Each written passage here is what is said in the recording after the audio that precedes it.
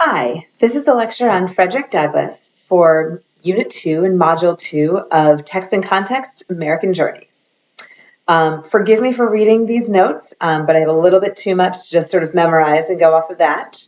Also, apologies for the technical difficulties that we've experienced with Unit 2. Hopefully everything will be smooth sailing from now on into the future. So, in this unit, we've moved from Walt Whitman and crossing Brooklyn Ferry to a very different type of American journey, Frederick Douglass's account of his experiences in slavery and his eventual escape to the North. Both Whitman's poem and Douglass's autobiography were written and published before the Civil War began in 1861. Douglass's was written in 1845 and Whitman's in 1856. Despite being contemporaries of each other, though, the perspectives conveyed by these two works are radically different. Whitman's perspective of his ferry journey is enormously inclusive. He seeks to erase all differences, all markers of time and space between himself, his imagined crowds, and his reader. And this is a quote from stanza 3 of the poem where he explains, quote, "It avails not, time nor place, distance avails not. I'm with you, you men and women of a generation, or ever so many generations hence. Just as you feel when you look on the river and sky, so I felt. Just as any one of you is one of a living crowd, I was one of a crowd. Just as you were refreshed by the gladness of the river and the bright flow, I was refreshed." Whitman strives to convey a vision of unity throughout the poem. Whitman's vision would have likely have seemed as remote to Frederick Douglass as those sailboats on the Chesapeake Bay he contemplates in Chapter 10 of the narrative. On page 46, Chapter 10, Douglass describes these sailboats, saying, quote, "Those beautiful vessels, robed in purest white, so delightful to the eye of free men, were to me so many shrouded ghosts, to terrify and torment me with thoughts of my wretched condition."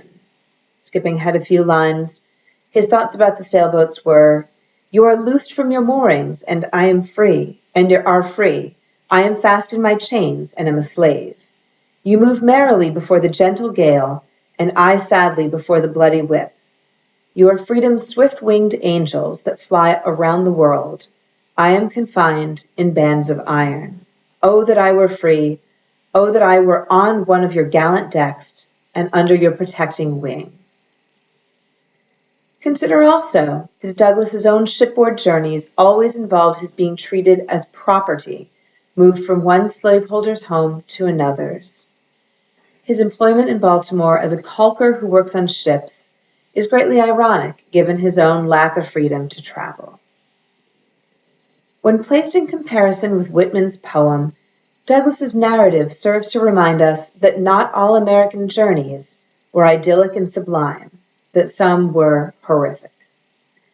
And really, this contrast has always existed, sometimes even in the same voyage. Consider the first quintessentially American voyage, Christopher Columbus's. On the one hand, it is celebrated as a great triumph, the discovery of a whole new continent, a new world. And we still celebrate it today on Columbus Day. On the other hand, it was the beginning of the systematic slaughter and abuse of millions of indigenous Americans, and Columbus is no longer considered to be such a heroic figure. The excerpt you read about Olaudah Equiano's experience of the Middle Passage, again where ship travel initiates his enslavement, is obviously related to Douglass's narrative in that it describes the journey that millions of slaves took from Africa to the New World. Equiano was enslaved around the year 1756, nearly 100 years before Douglass's narrative was published.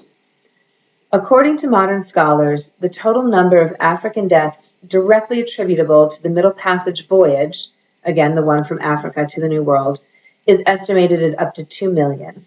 And a broader look at African deaths directly attributable to the institution of slavery from 1500 to 1900 suggests up to 4 million African deaths.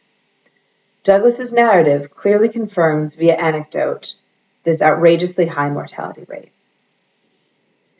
Your experience work for this unit has encouraged you to think deeper about Douglas's journey, and I look forward to your thoughts on the narrative. A longer audio presentation follows this video presentation titled Literacy as Liberator, Intersections Between Text and Context in the Narrative.